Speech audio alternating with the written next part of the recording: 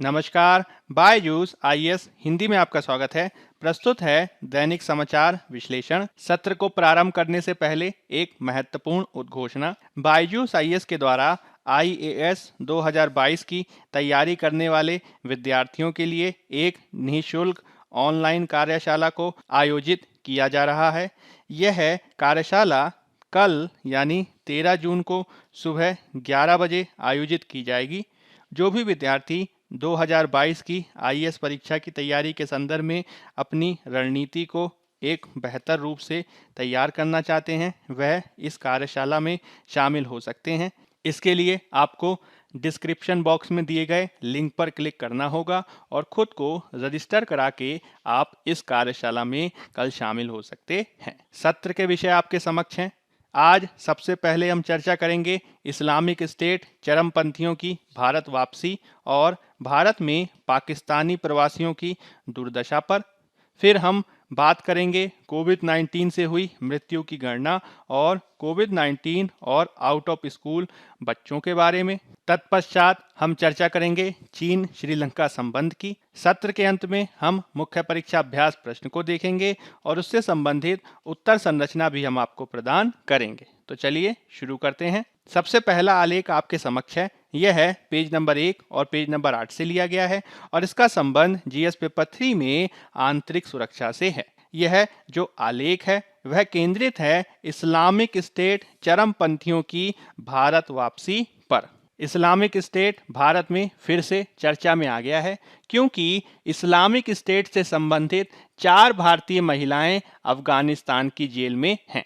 ये हैं Sonia Sebastian, marine Jacob, Nimisha और रफीला। इन पर यह आरोप है कि इनके और इनके पतियों के द्वारा इस्लामिक स्टेट की कार्रवाइयों में भाग लिया गया है और मुख्य रूप से इनके पति 2016 से 2018 के मध्य अफगानिस्तान में अनेक आतंकी कार्रवाइयों को अंजाम दे चुके हैं। इनके द्वारा मुख्य रूप से 2016 से 2018 के काल में काम किया गया। हालांकि 2019 और उसके बाद से अफगानिस्तान क्षेत्र में इस्लामिक स्टेट इन खुरासान प्रोविंस, जो अफगानिस्तान में इस्लामिक स्टेट की शाखा है, वह लगातार कमजोर हुई है और इसी के चलते नवंबर और दिसंबर 2019 में इनके द्वारा अफगानिस्तान के अधिकारियों के समक्ष आत्मसमर्पण कर दिया गया। अफगानिस्तानी अधिकारियों का ये कहना है कि अप्रैल माह तक काबुल में इस्लामिक स्टेट से संबंधित 13 देशों के 408 लोग विद्यमान हैं। इसमें 4 भारतीय हैं, 16 चीनी हैं, 299 पाकिस्तानी हैं, 2 बांग्लादेशी और मालदीव से हैं। अफगानिस्तान की सरकार 13 देशों के साथ इन सभी को वापस भेजे जाने के संदर्भ में बातचीत कर रही है। हालांकि भारत के संदर्भ में यह कहा जा रहा है कि हो सकता है कि भारत इन अफगानिस्तान की जेल में अवस्थित महिलाओं को वापस नहीं ले। क्यों?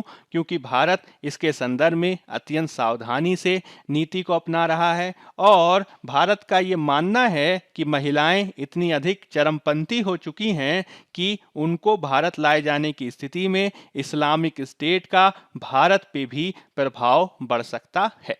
यही कारण है कि भारत सावधानी पूर्वक इन महिलाओं पर अफगानिस्तान में ही कार्यवाही पर बल दे रहा है। इस पूरे मामले के संदर्भ में हमें कुछ महत्वपूर्ण बातों की समझ होनी चाहिए। इसके तहत हम ये जानने का प्रयास करेंगे कि इस्लामिक स्टेट क्या है, इसकी भारत में किस प्रकार से स्थिति है और भारत इससे किस प्रकार से प्रभावित हुआ है। साथ ही साथ भारत द्वारा इसके संदर्भ में किस प्रकार की नीति अपनाई जाती रही है। जब हम बात करते हैं इस्लामिक स्टेट की, तो यह मुख्य रूप से एक उग्रवादी आतंकवादी समूह है जिसे गैर मान्यता प्राप्त प्रोटो स्टेट के रूप में भी जाना जाता है, जो मुख्य रूप से उग्रवादी जिहादी सिद्धांतों का पालन करता है। इस इस्लामिक स्टेट को अनेक नामों से जाना जाता है, जिसमें Islamic state of Iraq and the Levant ISIL, Islamic state of Iraq and Syria ISIS, या फिर आधिकारिक तौर पर इसे इस्लामिक स्टेट नाम से जाना जाता है। इसका एक अरबी नाम भी है जिसे दैश के नाम से हम जानते हैं। मूल रूप से ISIL की स्थापना अबू मुसाब अल जरकावी के द्वारा की गई थी। 2014 में इसे तब वैश्विक प्रमुखता प्राप्त हुई जब इसने इराकी सुरक्षा बलों को अपने पश्चिमी इराक के आक्रमण में प्रमुख शहरों से बाहर निकाल दिया और इराक के एक महत्वपूर्ण शहर मोसुल पर कब्जा कर लिया। यदि हम बात करें इसकी और पृष्ठभूमि की, तो इस्लामिक स्टेट की शुरुआत 1999 में जॉर्डन के अल जरकावी के द्वारा स्थापित एक संगठन जमात अल तौहीद वल जिहाद के रूप में देखी जा सकती है। अल जरकावी ने ओसामा बिन लादेन के प्रति वफादारी की शपथ ली और उसके बाद से उसके संगठन को अल कायदा इन इराक के नाम से जाना जाने लगा। 2006 में अल जरकावी की मृत्यु हो जाती है। हालांकि यह संगठन लगातार विस्तृत होता रहा और इसने अपने को इराक के महत्वपूर्ण क्षेत्रों में विस्तारित करना जारी रखा। इसने आगे चलकर खुद को इस्लामिक स्टेट इन इराक कहना शुरू कर दिया और 2013 में इसने अपने प्रभाव क्षेत्र में सीरिया के भी कुछ हिस्सों को मिला लिया और इस प्रकार से इसने अपना नाम रखा इस्लामिक स्टेट इन इराक और सीरिया अथवा Islamic state in Iraq and al Sham ISIS। हमें यह भी समझना होगा कि जो शब्द हम अल शाम इस्तेमाल कर रहे हैं वह पारंपरिक रूप से पूर्वी भूमध्य सागर के क्षेत्रों को कहा जाता है जिसमें सीरिया आदि को शामिल किया जाता है। इस अल शाम का अंग्रेजी अनुवाद द लेवेंट के रूप में होता है। यही कारण है कि ISIS यानी Islamic state of Iraq and Syria या फिर इस्लामिक स्टेट ऑफ अल शाम को Islamic state in Iraq and the Levant के रूप में भी कहा जाने लगा और इस प्रकार से इसका नाम पड़ गया ISIL। जब ISIL के द्वारा 2014 में जब मोसुल पर कब्जा कर लिया गया तो उसके बाद ही इसने जून 2014 में खुद को एक राज्य के रूप में घोषित करने की पहल की और इसने खुद को वैश्विक इस्लामी खिलाफत के रूप में घोषित कर दिया। इस प्रकार से उसके बाद ही ISIL या फिर ISIS ने अपने नाम के साथ जो ज्योग्राफिकल आइडेंटिटीज थी, भौगोलिक अर्थ थे, उनको छोड़ दिया और खुद को केवल इस्लामिक स्टेट यानी IS के रूप में कहना शुरू कर दिया। 2019 तक इसका नेतृत्व मुख्य रूप से अबू बकर अल बगदादी के द्वारा किया गया। हालांकि अक्टूबर 2019 में उसकी मृत्यु हो जाती है। इस्लामिक स्टेट के नियंत्रण क्षेत्र को 2015 से लेकर 2019 के इस मानचित्र में भी आप देख सकते हैं और इसके तहत हम ये देख सकते हैं कि किस प्रकार से उसके द्वारा सीरिया और इराक के अनेक क्षेत्रों पर कब्जा किया जाता रहा। हालांकि 2015 और उसके बाद अंतर्राष्ट्रीय सुरक्षा बलों के द्वारा उसके खिलाफ भी कार्रवाई की जाती रही और उनको अक्टूबर 2019 में तब सफलता मिली जब अबू बकर अल बगदादी लगातार हो रही हारों के चलते आत्महत्या करने पर विवश हो गया। फरवरी 2019 के बाद से ही इराक और सीरिया के क्षेत्रों में उसका प्रभाव काफी कम हो गया है। हालांकि इसके बावजूद उसके खतरे को अभी तक पूरी तरीके से मिटाया नहीं जा सका है। यदि हम बात करें भारत में इस्लामिक स्टेट के प्रभाव की, तो इस्लामिक स्टेट भारतीय खुफिया एजेंसियों के रडार पर 2013 में आया था जब सीरिया से आई रिपोर्टों ने यह सुझाव दिया कि कुछ भारतीय वहां इस्लामिक स्टेट के साथ लड़ रहे हैं। इस्लामिक स्टेट को 2013 तक मुख्य रूप से मध्य पूर्व की समस्या ही माना जा रहा था, जब तक कि 2014 में इस्लामिक स्टेट द्वारा इराक में 39 भारतीयों का अपहरण नहीं कर लिया गया और बाद में कहा गया कि उनको मार दिया गया। इसके बाद से ही इस्लामिक स्टेट का खतरा भारत में भी महसूस किया जाने लगा। यह खतरा और भी तब महत्वपूर्ण हो गया जब अफगानिस्तान के खुरासान खिलाफत के एक इस्लामिक स्टेट के मानचित्र ने भारत के कुछ राज्यों को उसके हिस्से में दिखाना शुरू कर दिया और इस रूप में भारत के भी कुछ भौगोलिक क्षेत्रों पर इस्लामिक स्टेट की खुरासान प्रांत की शाखा द्वारा दावा किया जाने लगा। 2014 और उसके बाद से ही कई भारतीयों ने इस्लामिक स्टेट के साथ लड़ने के लिए इराक और सीरिया की यात्रा की है और एजेंसियों द्वारा सीरिया से लौटने या फिर उनके साथ शामिल होने की तैयारी करते हुए 100 से अधिक लोगों को गिरफ्तार भी किया है। कई लोगों को इस्लामिक स्टेट से प्रेरित होकर भारत में हमले की तैयारी करने के आरोप में भी गिरफ्तार किया गया है। इस पूरे ही मामले में भारत की जो प्रतिक्रिया रही है उसके तहत भारतीय सुरक्षा प्रतिष्ठान और संगठनों ने इस्लामिक स्टेट के प्रभाव के मुद्दे पर काफी सावधानी से कार्य किया है। हमें ये जानना होगा कि भारत दुनिया की सबसे अधिक मुस्लिम आबादी वाले देशों में शामिल है। हालांकि इसके बावजूद, बहुत बड़ी मुस्लिम आबादी होने के बावजूद, भारत से बहुत कम ही लोग इस्लामिक स्टेट में भर्ती हुए हैं। मुख्य रूप से जो व्यक्ति इस्लामिक स्टेट के प्रभाव में आए हैं उनके बारे में भी यह कहा जा रहा है कि इस्लामिक स्टेट में शामिल होने के इच्छुक जो युवा हैं वह इसके प्रभाव में इस्लामिक स्टेट के ऑनलाइन प्रचार यानी प्रोपेगेंडा के तहत बहकावे में आए हैं। हालांकि इनमें से अधिकांश युवा ऐसे भी रहे हैं जिनकी पहले इस प्रकार की कोई पृष्ठभूमि नहीं रही। यही कारण है कि एजेंसियों के द्वारा यह प्रयास किया जा रहा है कि उन पर किसी प्रकार का आरोप ना लगाते हुए उनको कट्टरपंथी ना बनने दिया जाए और इसी के चलते एजेंसियों ने उन पर कार्रवाई करने के स्थान पर उनके प्रति एक परामर्श का दृष्टिकोण अपनाया है, यानी काउंसलिंग करने पर बल दिया गया है। इसमें केवल ऐसे ही लोगों को गिरफ्तार किया गया है जिनके बारे में एजेंसियों का मानना था कि वे हमले की प्रक्रिया में हैं या फिर लगातार काउंसलिंग के बावजूद उन्होंने सीरिया जाने के कई प्रयास किए। इसमें हैदराबाद का युवक अब्दुल्ला बासित महत्वपूर्ण है, जिसने सीरिया जाने की 3 बार कोशिश की और हर बार वो पकड़ा गया। अंततः जब वह तीसरे प्रयास में जाने की कोशिश कर रहा था तब उसे आतंकवाद के आरोपों के तहत गिरफ्तार कर लिया गया। आईएस के प्रभाव के दृष्टिकोण में दक्षिण भारत ज्यादा सुरक्षित दिखाई दे रहा है, क्योंकि एजेंसियों के अनुसार सीरिया जाने वाले सभी व्यक्तियों में लगभग 90% दक्षिणी राज्यों से है, जिसमें तमिलनाडु, केरल, तेलंगाना, कर्नाटक और महाराष्ट्र आदि राज्य महत्वपूर्ण हैं।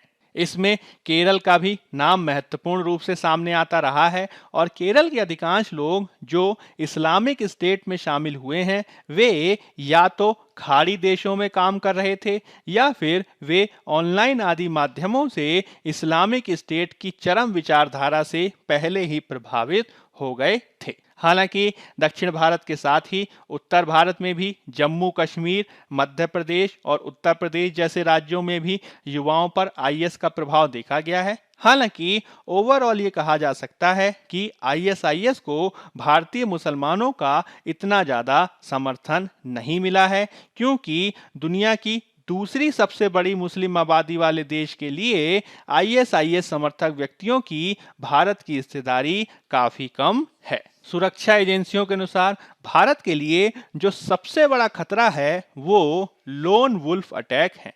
लोन वुल्फ अटैक ऐसी आतंकवादी कार्रवाइयों को कहा जाता है जिसमें हमला करने वाला व्यक्ति किसी भी प्रकार के संगठन से जुड़ा नहीं होता है और अपनी सहायता से ही, अपने बल पर ही वह हमला करता है। इसके तहत यह देखा गया है कि आईएस ने बड़े पैमाने पर इस बात को सुनिश्चित करने का प्रयास किया है कि भारत में लोन वुल्फ के अटैकों को प्रेरित किया जाए। इसमें प्रतिबंधित संगठन इंडियन मुजाहिदीन के ऑपरेटिव शफी अरमार आदि भारतीय भी शामिल हैं और इसके तहत लोन वुल्फ अटैक कई बार आईएस के नाम पर कथित तौर पर हमला करते हैं। हालांकि उनके द्वारा अकेले ही इस प्रकार के हमलों को किया जाता रहा है और इनमें से अधिकांश ने विस्फोटकों और हथियारों की व्यवस्था भी स्वयं की है और इसके लिए वे अपनी जेब से योगदान देते हैं।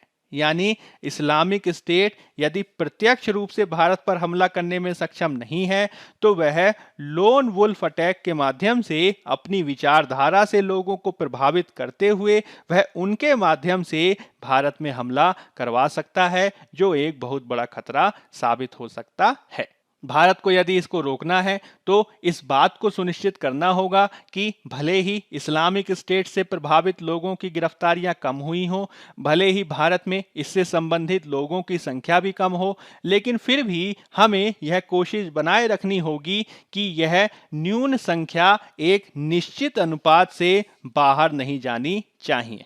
साथ ही साथ भारत को अपने उच्च स्तरीय खुफिया और आतंकवाद विरोधी अभियानों को भी जारी रखना चाहिए और निरंतरता के आधार पर डी रेडिकलाइजेशन को भी जारी रखना चाहिए, जिसमें राज्य और मुस्लिम धर्म गुरुओं आदि को मिलकर कट्टरपंथ का मुकाबला करने के लिए विशिष्ट प्रकार के जागरूकता कार्यक्रम, काउंसलिंग सेशन और डी रेडिकलाइजेशन कार्यक्रम आयोजित करने के लिए समन्वित होकर कार्य किए जाने की आवश्यकता है। हमें यह भी याद रखना होगा कि इस्लामिक स्टेट भले ही वर्तमान में कमजोर दिखाई दे रहा हो, इसके बावजूद अभी भी वह बहुत हद तक जीवित है और अफगानिस्तान और पाकिस्तान सहित 18 देशों में उसकी शाखाएं विद्यमान हैं।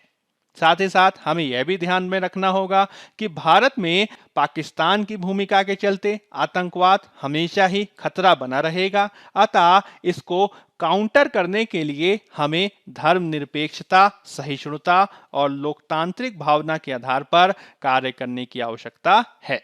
अब हम बात कर लेते हैं पेज नंबर 7 में दिए गए एक अन्य एडिटोरियल की, जिसका संबंध जीएस पेपर 2 में पॉलिटी और आईआर से है। यह केंद्रित है भारत में पाकिस्तानी प्रवासियों की दुर्दशा पर। हाल के वर्षों में बड़ी संख्या में पाकिस्तान से हिंदू शरणार्थी भारत आए हैं और उनके द्वारा राजस्थान आदि के क्षेत्रों में निवास किया गया है। आंकड़ों का ये कहना है कि पाकिस्तानी हिंदू प्रवासियों की संख्या जोधपुर जिले में ही 30,000 से अधिक है।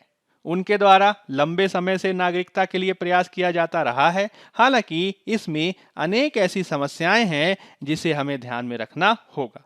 हमें यह ध्यान में रखना होगा कि किस प्रकार से अनेक जो प्रवासी हैं वह दलित समुदाय से हैं, जिसके चलते उनकी समस्याएं और भी ज़्यादा जटिल हो जाती हैं।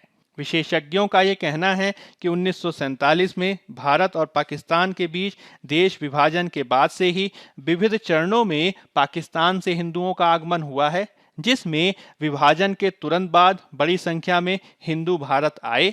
1971 के युद्ध के दौरान भी जब भारतीय सेना द्वारा पाकिस्तान के लगभग 50 किलोमीटर क्षेत्र पर कब्जा कर लिया गया, तो उसके बाद भी 90,000 से अधिक लोगों ने भारत में शरण ली थी। 1991 में भी जब भारत में राम मंदिर विवाद देखा जा रहा था, तो उस समय भी बड़ी संख्या में पाकिस्तान से हिंदू भारत आए थे।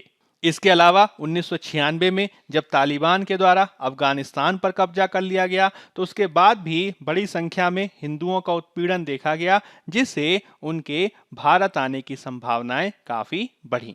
हालांकि लगातार पाकिस्तान से हिंदू शरणार्थियों के भारत आने के बावजूद कुछ ऐसी चुनौतियां हैं जो भारत में शरणार्थियों के समक्ष बनी हुई हैं। हमें ये याद रखना होगा कि भारत द्वारा 1951 के संयुक्त राष्ट्र शरणार्थी कन्वेंशन और इसके 1967 के प्रोटोकॉल पर हस्ताक्षर नहीं किए गए हैं। इसी के चलते आने वाले प्रवासी या शरणार्थियों को आधिकारिक रूप से रिफ्यूजी का दर्जा प्राप्त नहीं होता है और अंतर्राष्ट्रीय नियमों के अनुसार जो उनको अधिकार मिलने चाहिए थे वो भी उनको प्राप्त नहीं होते हैं। भारत में जितने भी विदेशी व्यक्ति हैं वो विदेशी अधिनियम 1946, विदेशी व्यक्तियों का रजिस्ट्रेशन अधिनियम 1939, पासपोर्ट एक्ट 1920 और नागरिकता अधिनियम 1955 के अनुसार प्रशासित किए जाते हैं।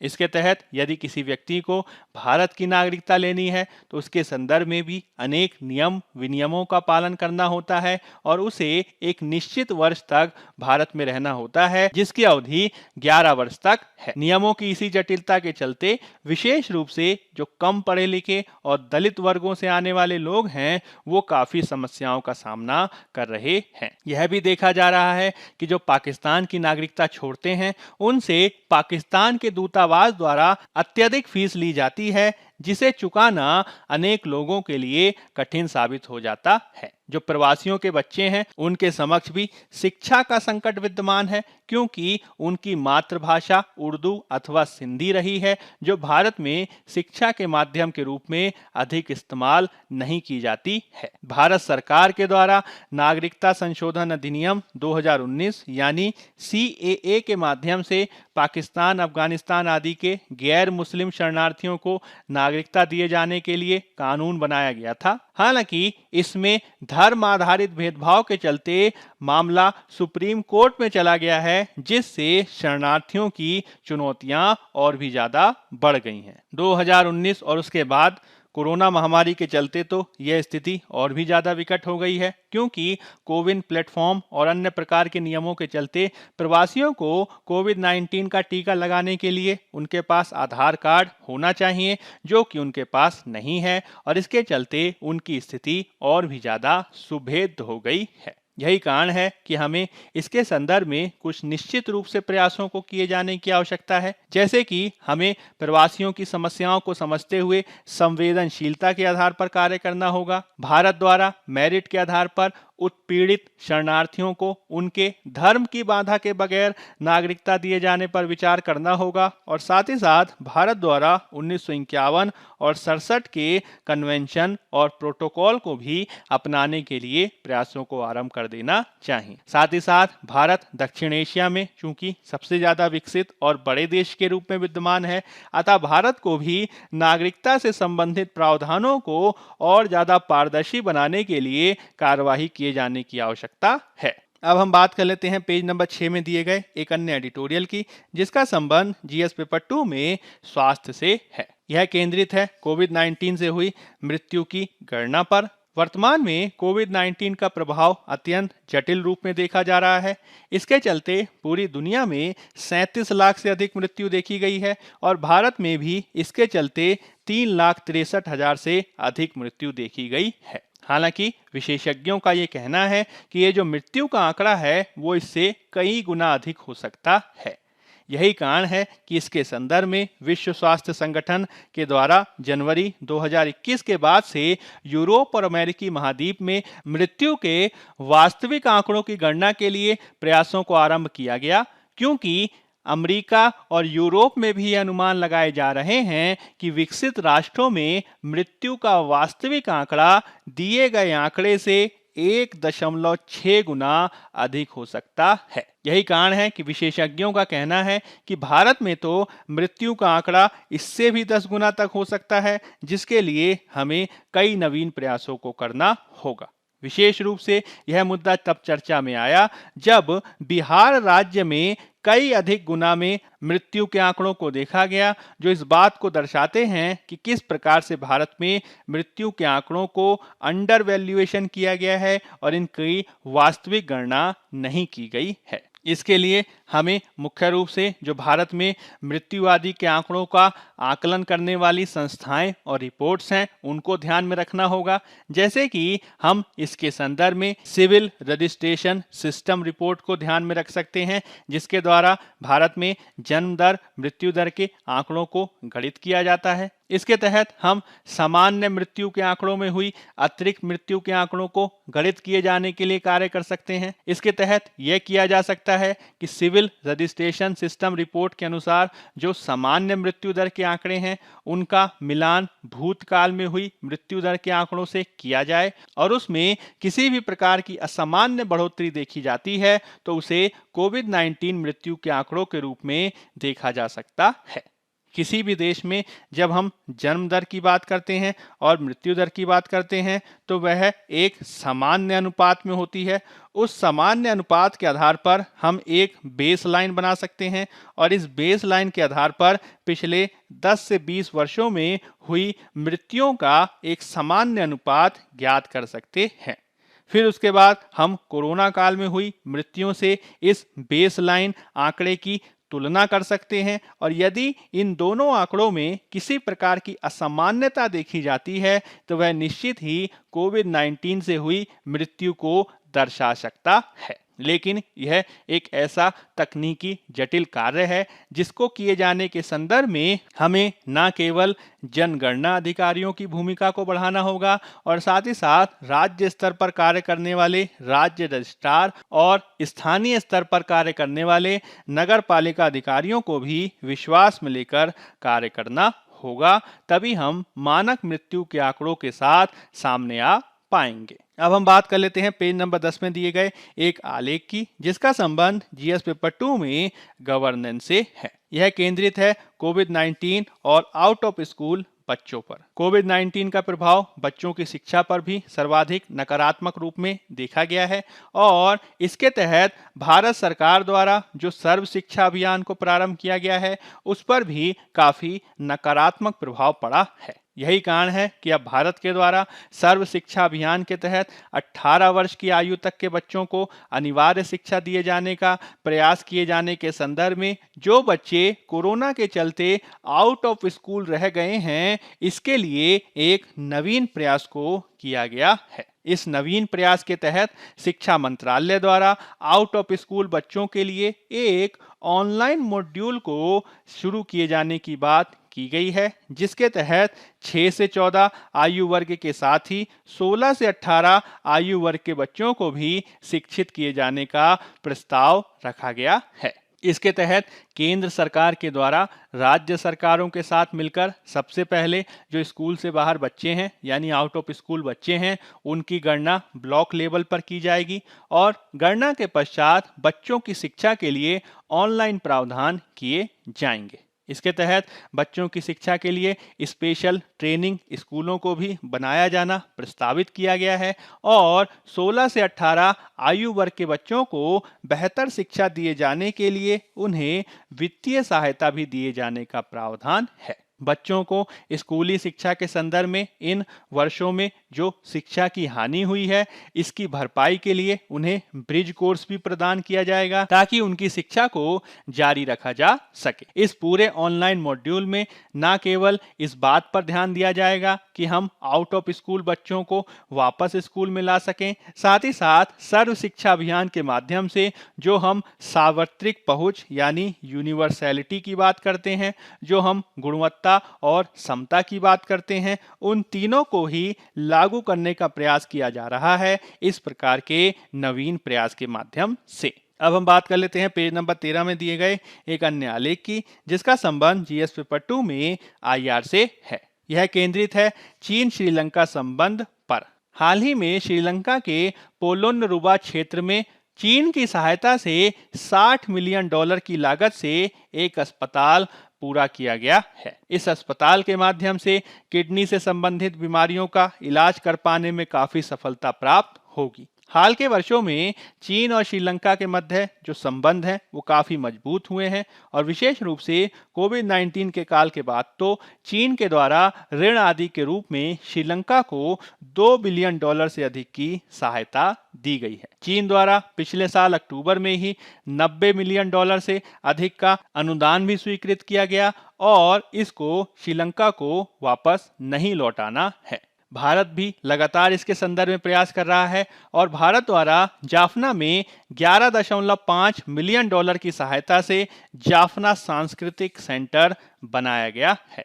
अब तक भारत भी श्रीलंका को $570 मिलियन से अधिक की अनुदान सहायता दे चुका है। हालांकि जिस तरीके से हाल के वर्षों में श्रीलंका के चीन के साथ संबंध बढ़ रहे हैं, वो भारत के लिए एक चिंता का विषय है जिसे हमें निवारित किए जाने के लिए कार्य करना होगा।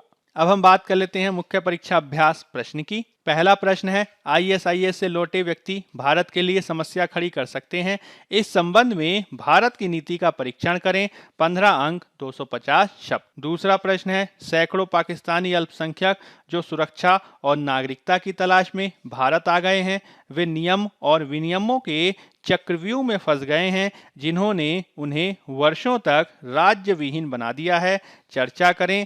15 अंक 250 शब्द। पहले उत्तर की संरचना की भूमिका में आप आईएसआईएस का सामान्य परिचय देंगे और फिर आप आईएसआईएस से भारत में संभावित खतरों को स्पष्ट करेंगे। फिर आप इस संबंध में भारत की नीति को बताएंगे और अपनी तरफ से कुछ सुझावों की भी चर्चा करेंगे। फिर उसके बाद आप एक उपयुक्त सकारात्मक निष्कर्ष प्रस्तुत करेंगे और इस प्रकार से अपने उत्तर को पूर्ण करेंगे। दूसरे उत्तर की संरचना की भूमिका में आप पाकिस्तानी अल्पसंख्यकों के भारत में आने को पृष्ठभूमि के साथ स्पष्ट करेंगे और मुख्य भाग में भारत में उपस्थित पाकिस्तानी अल्पसंख्यकों के समक्ष विद्यमान विभिन्न चुनौतियों की व्याख्या करेंगे। इसमें नियम विनियमन के साथ नागरिकता संबंधी चुनौतियों को भी बताएंगे और चुनौतियों के निवारण में कुछ सुझावों को भी देंगे। उत्तर के अंत में आप एक सकारात्मक निष्कर्ष प्रस्तुत करेंगे और इस प्रकार से अपने उत्तर को पूर्ण करेंगे। बायजूस आईएएस हिंदी के आज के अंक में फिलहाल इतना ही। धन्यवाद।